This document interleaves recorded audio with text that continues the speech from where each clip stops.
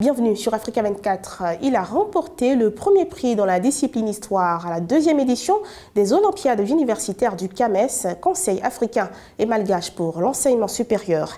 Mamadou Yeo, étudiant en Master 2 à l'université Félix Houphouët-Boigny de Cocody, Abidjan, s'est démarqué sur plus de 700 candidats à cette compétition. Son dossier de candidature qui a convaincu le jury du CAMES portait sur le projet Sojabad, implémenté dans le nord-ouest de la Côte d'Ivoire entre 1988 et 2002, puis malheureusement interrompu à la faveur de la guerre civile. Le projet sera bientôt relancé. Dans ce numéro de décryptage, Mamadou Yeo nous en dit un peu plus sur ce projet. Pouvez-vous nous en dire un peu plus sur le projet Sojabad? Mon projet de recherche s'intitule comme suit: le projet Sojabad dans le nord-ouest de la Côte d'Ivoire, 1988-2002, un modèle viable de production et de consommation durable pour le nord ivoirien. C'est l'intitulé de mon sujet. En fait, nous avons constaté que dans les années en 1988, pour lutter contre les disparités régionales et avec l'appui financier de la Banque africaine de développement, un projet agricole dénommé projet Sojabad avait été mis en place dans le nord-ouest de la Côte d'Ivoire. Il s'agissait d'une opération de culture moderne de soja, du riz et du maïs. Et ce projet, au-delà de susciter des progrès au plan économique et social, avait permis de protéger l'environnement. En 2002, suite à la crise métallopolitique qui survient dans le pays, le projet est interrompu. Et depuis lors, le projet n'a plus été relancé. Et puis, nous constatons que les paysans qui avaient été formés aux pratiques modernes et de préservation de l'environnement retournent aux anciennes pratiques agricoles qui détériorent l'environnement.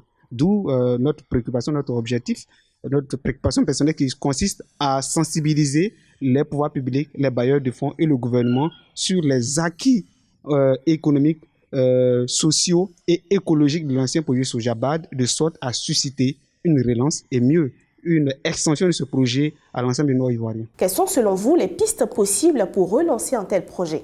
Pour remettre en place ce projet, il faut d'abord une recherche documentaire rigide qui mette en avant le bien fondé de l'ancien projet Soja. Il s'agira pour nous de mener une recherche documentaire, ensuite d'analyser, de traiter ces données et à la fin de produire un document sur les retombées économiques, sociales et écologiques de l'ancien projet Sojabad que nous allons présenter aussi bien au pouvoir public, c'est-à-dire à l'État de Côte d'Ivoire, au conseil régional, aux maires des différentes régions, aux populations et aux bailleurs de fonds, de sorte à les convaincre de la nécessité de relancer ce projet, parce que ce projet, s'il est relancé, il permettra de lutter contre les zones rurales, de redynamiser l'économie régionale et de sauvegarder l'environnement de cette région. Quels sont les défis de la production des céréales, comme le riz en Côte d'Ivoire? Les défis de la production du riz se présentent avec acuité dans notre pays. Vous avez la Côte d'Ivoire, un pays qui est à un réseau hydrographique dense, des sols assez fertiles,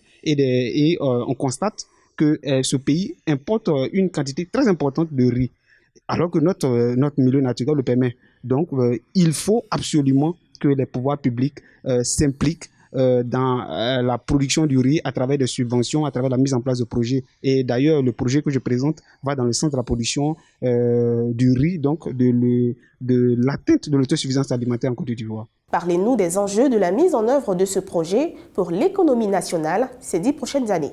Beaucoup plus durable. D'abord, je tiens à préciser que ce projet a été pris en compte dans le plan stratégique de développement de la Côte d'Ivoire sur la période 2020-2025. Et ce projet, lorsqu'il est relancé, permettra à la région